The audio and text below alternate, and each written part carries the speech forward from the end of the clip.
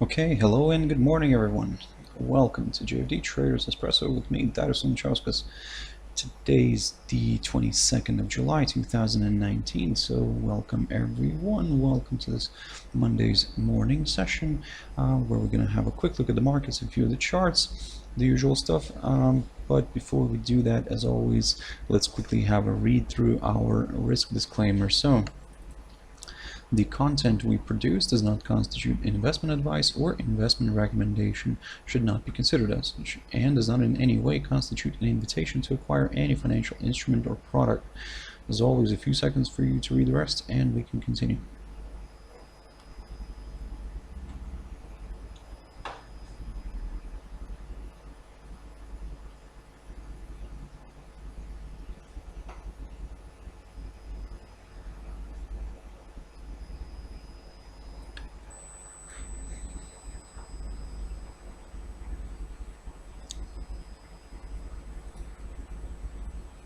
Okay, so right now then, well, first of all, I hope you all had a fantastic weekend and you are all feeling nice and relaxed. So before we jump into the charts, also quick mentioning of our JFD YouTube channel here, to which you can always subscribe to in order not to miss any of our videos, and of course our our JFD Bank website, specifically the JFD research page, where you can check us out here, our different analysis that we do on a daily basis. So yep, I believe you can find a lot of useful stuff here. But for now, let's quickly jump into the charts. Now the first one I want to touch on here is silver, and I talked about silver last week, and basically silver had a fantastic run last week, and we saw this one pushing all the way here towards this level right here. Let me just quickly put a line here. There we go. So it managed to travel all the way here towards the 16.58-59 zone, from which it kind of reversed and dropped lower. Now I kept talking about this potential kind of trying to find the potential resistance, resistance area from which it could slide back for some correction here. And what I was talking about the Fibonacci here. So in a way, you can see we did test the 23.6%, but slid a little bit lower here. Almost managed to reach the 38.2, but just fell shy of a few points from doing that. And you can see that the commodity reversed back to the upside, and now it seems to be pushing back to the upside. The only thing is that here we'll be very careful and cautious, because we need to wait until we see a nice good clear break above the last week's highs before we could aim for higher levels, because this way the commodity would confirm a higher, and then we could target even, let's say, the another nice beautiful number of 17. In a way, if we scroll back here, and actually need to jump into a daily chart for this one in order to kind of try to find a good potential target here after. So in a way, what you could keep an eye on here is initially at this little area right here. There we go. A little bit higher here. So this little high of the 25th of May near the 16.71 zone. But if that fails to withhold, then yep, it could continue traveling higher. The next little area could be around here near the 16.82, which is the high of the 11th of May 2018. And then, of course, we do have the 17.35 zone here, which is a very nice area of resistance here, potential area of resistance, of course, which is marked near the highs of the 19th of April, near the highs of the 14th of June 2018. So, of course, before that, like I said, we do have that 17 zone as well, which could get tested. So basically, long story short, for now, yes, it is trying to make its way higher. The only thing is that let's see if if the bulls have enough steam to push this one further to the upside. We need to see that nice good clear break above the 16.59 zone before kind of aiming for higher levels.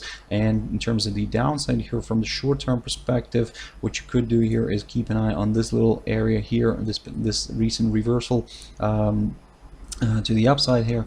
If we see a drop below the 16.02 16.04 zone, then yep, in a way we could see this one opening the path towards lower areas here. So we could see this one going for a slightly deeper correction. Then overall it continues to climb higher. It is still trading above this upside support line taken from the low of the 28th of May. So in a way, overall it's still looking quite positive, but again, from the short-term perspective, like I said, keep your eyes on some of these key levels, and like I said, for now the main areas to watch out for here are going to be the 16.59 zone, which is near the high of last week, and the 16.04, which is near the low of Friday. So keep your eyes on these. Jumping quickly into another commodity, then that's WTI oil. So you can see that after breaking this short-term tentative upside line, it kind of drifted lower. The only thing is that now if we try to draw something like this here, I mean, yes, it is still on a downtrend, this short-term downtrend. But the commodity is trying to make its way higher. The only thing is that before we could consider higher levels here, ideally we would like to see a break of this downside resistance line and a push above the 57.0605 zone, approximately around there.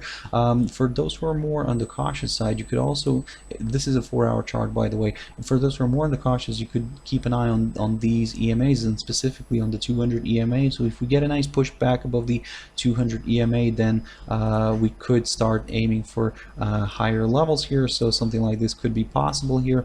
So in a way, like I said, the initial break of this downside line and the push above the 57.0605 zone could kind of increase the chances for a further move higher. But just like I said, for that better confirmation, a push above the 200 EMA could kind of lead towards further acceleration. So keep your eyes on that one. Of course, still that's our secondary scenario for now, because in a way, until it's kind of, as long as it's trading below this downside line, in a way there are more chances for this one to move back down. But even let's say here, you can see that the holdup is currently occurring near the 20 SMA here on inside the Bollinger Bands. Also near it, the holdup could occur around the 21 EMA here, shown as the yellow line. So in a way, how you could play this one safely is if you just continue monitoring certain potential breakout points here, like for example the area around here near the 54.80, 85, something like that, because as you can see, it previously kind of acted as a good area of support. And I'm talking about the area because it's a bit of a difficult one, because I mean there is a good level here, and there. So that's why for now what you could do is just keep an eye around your eyes on the 54.80. A nice good drop below this could in a way open the path initially towards the 54.36, 35. I do understand it's not far from that breaking point, but still it may get a hold up around here or something. But if it eventually kind of fails to continue holding this one, the price from dropping lower, then yep, the next potential target for us could be around the 53.26. So that's why for now this is the game plan for the downside. We are going to remain kind of somewhat bearish here still, because like I said, it is still trading below this downside tentative, of course, but still a downside line. So keep your eyes on this one. If it gets a nice good break above this and it pushes above the 57.06, then yep, we will start aiming maybe for higher levels. DXY, very quickly on this one. So this is, I've talked about this one on Friday, and basically what I was saying here, yes, we did have a nice push here to the upside, especially on Friday, but the only thing is that it just got closer to this downside, this short-term tentative downside line taken from the high of the 9th of July. It could in a way travel a little bit higher here. The only thing is that if it starts getting a hold up near this downside line, then well, be very careful. We may see another slide here to the downside, and in a way, if it slides again here and moves all the way lower towards this key area of support near the 96.68 70 zone, approximately around there. Now this is what we could see happening here. We could see somewhat of a descending triangle formation forming. So that's why for now, just yes, of course, continue observing this downside line. If it gets a nice good break, then of course ignore this idea of the descending triangle. But if it holds and we see a slide back down here, then yep, something like this could be forming here. If we see a nice good push above this downside resistance line and the push above the 97.45 level, then yep, we will aim for slightly higher levels. Initially we will aim for the 97.60, but to be honest, another good potential area of resistance could be seen here near the highs of the 18th of June, and that's around the 97.77, so something like that. So keep your eyes on this. Again, with the downside here, we're going to take a very conservative approach here and wait for a drop below the 96.6870 zone before kind of aiming for further declines in the near term, of course. But from the very short term perspective, if you see a drop below this little area here, in a way, the 97.07, something like that, in a way this could increase the in this DXY's chances of drifting maybe more to the downside here. So that's why from the short term perspective, a drop below this little area, or in a way you could just keep it to the nice beautiful number of 97. A drop below the 97 could in a way open the path towards this slightly lower level right here. But that's of course the very short term scenario, and it's, to be honest, that's a bit of a tricky one, because in a way it could travel a little bit lower but then maybe reverse and push higher. So you know how it works. So that's why be very careful for now, and that's why it's better to be safe than sorry, and keep your eyes on some of these levels that I've just mentioned. Jumping into USD-CAD now very quickly on this one. I mean, it continues to move nowhere. Last week I was talking about this one and I kept saying to watch out for these levels. So on the downside, the 1.3020 zone, that's what we're keeping an eye on still, because a nice good break and ideally a nice daily close of below the 1.3020 could in a way open the path initially towards the psychological 130 level. But if that is just seen as a temporary obstacle for the bears, then the next potential target could be around the 1.2970. And if I'll be able to scroll all the way here on this 4-hour chart, yes I can, and this is basically near, oh, there we go. So that's near the lows of the 24th of October 2018. So so around this 70.66, something like that here. This little area could be a nice potential target for USD-CAD if it breaks below and if it stays below the 1.3020 zone. In terms of the upside here, it's also a little bit difficult with the upside. I mean, yes, of course, if it manages to push above the 1.3095 level, I talked about this level last week, and if we see a nice good push above this, and let's say even if we see a close of a 4-hour candle above this, this in a way could increase the chances for a further move higher here. The only thing is that the upside may be limited due to this 1.3145 level, which previously acted as a very nice strong area of resistance, and this is where it also could coincide with the downside line here, this short-term tentative, a little bit tentative downside resistance line here, taken from the high of the 31st of May. So that's why for now be very careful with this one, because like I said, even if we could see a nice good push here to the upside, still eventually it could get a hold up, a nice good hold up near the 1.3145 level. Jumping into euro dollar now, this is something quite interesting because of course we do have the big news coming out on Thursday. So we have the ECB meeting, their interest rate decision. So in a way for now we're just waiting on this one, and what we're going to do here is I'm going to just drag this highlighted area slightly lower. This is because this is what we're going to be watching out for. And basically, you can see that it continues, the pair continues to trade above this tentative upside line, so it continues to hold the rate from falling lower. But if, let's say, we see a drop below this upside line and we see a nice good break below the 1.1190 level. Now this is where it could become a little bit messy here for the bulls, because the bears could take control here and could drive this one further down. Now we do have some good levels underneath here, like the 111, 111.20, 10 zones. You can see those acted as good areas of support in May, in the end of May. But of course, for now, it's too early to talk about the downside. First, we need to see that initial break below the up support line, and then a drop below the 1.1190, and this is when we will get slightly more comfortable with lower areas.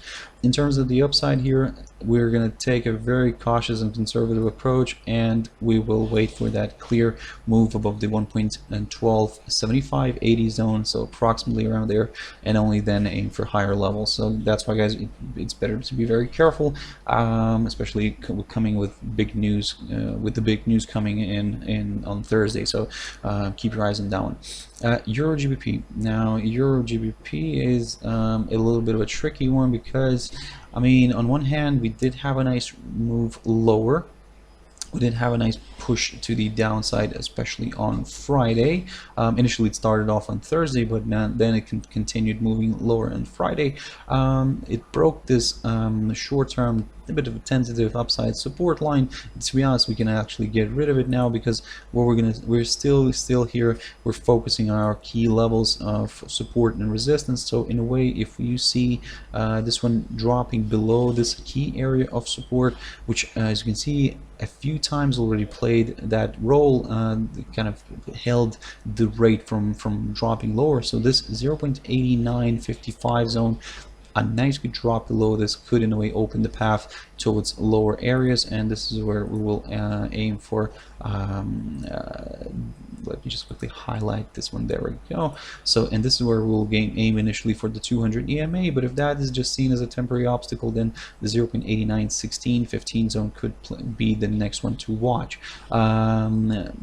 If this travels back above the psychological 0.90 level, this of course could in a way open the path back towards higher levels. Now, what I've talked about last week was that if we see a nice good weekly candle, if we see the weekly candle closing in the negative territory, then in a way this could increase the chances for EURGBP to slide further down. For now, we can see that well, for now, it actually, we can see that last week it still closed in the positive territory. So that's why be very careful, and rather don't try to over speculate on this one. Just wait for those confirmation breaks before acting on it. So that's why, guys, for now, keep your eyes on these levels that I've just mentioned, and let's see how this is going to play out.